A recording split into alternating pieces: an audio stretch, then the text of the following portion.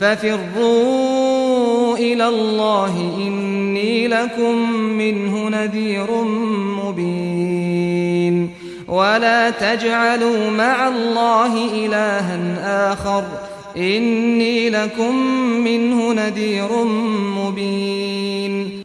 أعوذ بالله من الشيطان الرجيم. بسم الله الرحمن الرحيم.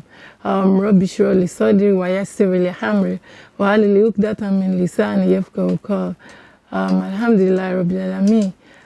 Dear viewers at home, Assalamu alaikum wa rahmatullahi wa barakatuh.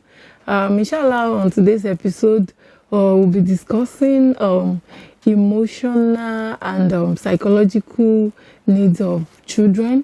We'll also be talking about internet usage for children. As we know these days, children love to use internet. In fact, it's on the high side. Our children love internet. They watch YouTube videos. They watch all kinds of things. And I'm starting with this verse of the Quran, in Surah Al-Rum, verse 45, that says, Allah is the one who created you from weakness, then made after weakness strength, and then made after strength weakness, and white hair. He creates what he wills, and his knowing is competence. In this verse, Allah subhanahu wa ta'ala established the fact that he's the one that created us. He knows everything about us. He's competent. He knows what you are eating. He knows what you say. This verse also established what we know about childhood stage, what we know about adolescence, and what we know about adulthood stage. As children, Allah starts it. Allah is the one who created you from weakness. So it's from weakness, then made after weakness strength. So it means Allah created you when that time you are weak, like you don't know anything. So you need someone to take care of you. You need someone to cater for you. So those things are like in stages. As you want someone to take care of you when you are young, also when you become an adolescent, you also need that love. When you become an adult, you still need that love. That is, everything is in stages, and those stages comes with its characteristics and demands. So it's like in phases. So emotional need of a child at those stages are in different phases. For children, like toddlers, infants, they need care. You need to care. As parents, we need to care for our children. They need to be valued. They need to be recognized. We need to talk to them with respect.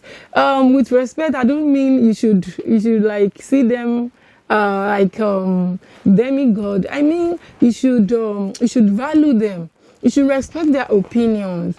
You should also value their feelings. Don't think, because he or she is a child, and then I have to impose my wants on him. I have to impose my desire on them. It doesn't work that way. You need to appreciate them. You need to value those things, those emotional needs. It's just like those physical needs we mostly fulfilled. So the way you buy shoes for them, the way you give them good clothes, the way you give them all the things they need for school, all the things they need for madrasa, all the things they need, the food they eat, we also need to provide their emotional need. If we don't give them connection is part of if we don't connect with our children, it will affect all other areas. It's just like the basis, like connecting. I mean, talking to them, like it's not really like friend, but talking to them with respect. I've actually emphasized that, and I don't mean talking to them as being careful talking to them, by not yelling at them. Yelling at children gives them the sense that, oh, there's an attack. So when you yell at your child, the child sees it as an attack, and then the person either responds with fight or flight. That is when the child ignores you, or the child might even fight back, like, mommy, why are you shouting? Or the person might just ignore you, and you're like, how can't you hear I'm talking to you? Don't you know I want you to do this? How are you such this child? Why? The child will just be looking at you, because at that time the brain is shut down. When you yell at your child, when you see an attack, so to a child at that moment, it's just like seeing a lion. If you see a lion, how will you feel? You will run away. So the same thing, the same response you get from seeing a lion is the same response children display when you yell at them. So mothers, we need to be very careful the way we parent our children. Fine, we understand the fact that our brain is like a tape recorder that is being attached to a computer. When you learn something from childhood, maybe the way your parents relate with you, the way you were being brought up, it is very likely that when you are working with your children now, you might display the same response, the same things you learn from your parents, just because the brain has been wired to behave that way, because you've learned those things in your environment. You've learned to respond like that from your parents, from the adults that were in your life while growing up. All the things you learn during childhood, it is likely that you also do those things to your children. But we need to be intentional when we parent our children. We need to realize that all these things affect them. It doesn't allow them to thrive. You might see a child doing well, but they are not connecting. I've come across different kinds of people. There are some children that you don't even expect them to say some things about their parents, because the connection is not there. Some will even pretend to do what you want from them, just because you did not allow them to talk. You didn't give them the opportunity to express themselves. So they will just be like, okay, since mommy wants me to do this, so let me just do what she wants, even though she will likely give you another response. But because you didn't allow her, because you didn't make her feel important, you didn't make her feel valued. Let's go back to the history of Prophet Muhammad. How did he correct people? Did he criticize before connecting? Prophet Muhammad actually connect before criticize. If you connect before criticize, you can never make mistake. The child will always at your side. The child, even if the child goes to university, the child will always come back to mommy, to daddy, because the daddy is always connecting with him or her. Daddy is always there. So if you parent with yelling and beating and all of that, that means you have to keep giving instruction all the time. So when you are not there, the child can do whatever he or she likes. But if you parent, if you do those things with connection, with good approach, not yelling, not beating, you just take everything easy with them, the child will definitely connect. Even when he or she is in school, such person will still call mommy to report what happened. And then she will need your guidance. Okay, do it this way, do it that way. But if you don't allow them to do all those things, they can easily run to friends that don't have the same, they have the same experience with them. Friends have the same, they can easily run to their peers that have the same knowledge with them. So those ones will not be able to advise them in the right way. They won't be able to guide them because they don't know more than they do. But if you allow your children to connect with you, it will go a long way. And then I want to also emphasize that parents need to avoid criticizing before correcting. You need to avoid comparison. You didn't see my landlady's son, she's so bright, why are you doing this, why are you so? And then you also need to avoid negative adjective, like you're so lazy, you're so bad, you're so sluggish. All those things don't really assist us. And then avoid negative phrases like, what's wrong with you, why are you this dumb, why are you such an idiot? And then yelling at your child. I've talked about that. So the children really need daily doses of closeness and connection to build and maintain secure bond. So if you are not giving those things, it won't really assist them. And then I want to also talk about 3 times that they really need this emotional connection. When you are leaving the house in the morning, give them a lot of high five.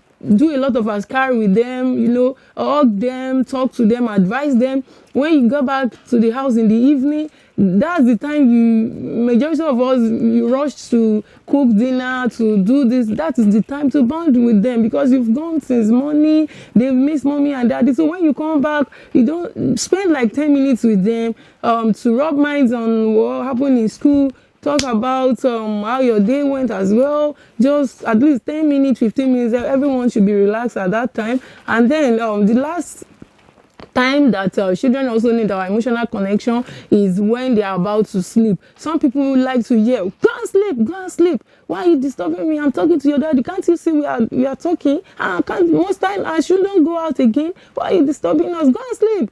Since morning that I have gone to work, you are still coming to this door. You lock the door. Parents, please, let's stop that act. It doesn't really help us. There are lots of things we can do at that time. That is when to sing with them. Gone are those days now when our parents do those things with us. They give us a lot of, they say a lot of they share a lot of life experiences. They do a lot of, so why don't we do those things now? Because of our busy life, we are so busy, we don't have time for anything. But that connection, there's nothing we can do about it. If we don't connect with our children, if we don't fulfill their emotional needs, it will affect all of that things. The solas you want the child to observe, the fast you want the child to fast, and all of that act of goodness that you want the child to do, if you don't do the basic thing, if you don't connect emotionally, that child, they might not do those things. And then you'll be complaining, you'll be frustrated, the stress will be too much, and it's now in a cycle. The more you complain, the more distress, the more the child ignores you. So they might not want to share family values. So it's always good to start from the connection, and the connection doesn't have to be what to do when they are about going to school. You have to start from the beginning, work on their emotional connection, do a 10 minutes talk with them any time of the day. Make sure you do it often. Family circle, let them do a lot of play with daddy and mommy. Let everybody be happy on a weekly basis. Share a lot of nice time, have a lot of nice time together, and do good things with them. And then on internet, there's a lot of issues on its own. As we know, it doesn't allow us to connect with ourselves and connect with our community. Just try to watch what your child do on internet. Don't restrict them totally. The age limit should be around 18. Before you give a child a phone, make sure the girl has reached 18. And you can give them phone, but Android phone should be restricted because of all the things that happen in our society. May Allah assist us. It's not an easy thing, but we can do it. That's why Allah has given us the responsibility, and Allah will not burden us. So I could call astaghfirullah. Assalamu alaikum wa rahmatullahi wa barakatuh. Amantu billahi wa malaikatihi wa kutubihi wa rusulihi wal yawmil akhir wal qadri khayrihi wa sharrihi min Allah wal ba'thi ba'da al maut. La ilaha illa Allah. Amantu billahi wa malaikatihi wa kutubihi wa rusulihi wal yawmil